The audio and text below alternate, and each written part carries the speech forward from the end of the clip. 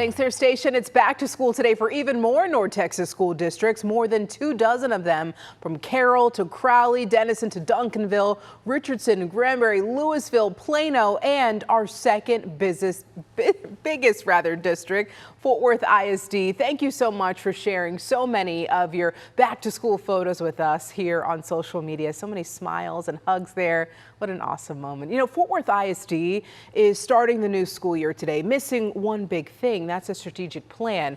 The school board rejected the proposed plan just a few weeks ago, and our Chris Sadeghi spoke to the Fort Worth superintendent about that. Kids and staff got things started with a bit of a celebration here on the first day of school in Fort Worth. The school board president, the superintendent taking part in the fun while also discussing the district's future, which as of right now still does not have a strategic plan in place.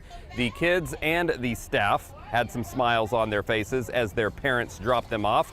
And it's those parents that will play an important part in the strategic plan. In fact, the board declined a proposal 3 weeks ago because they said they wanted more community input. That proposal laid out a plan to increase test scores and address declining enrollment, amongst many other things. We talked to Superintendent Dr. Angelica Ramirez, and she said just because the plan is not in place does not mean you can't start working towards some of those goals.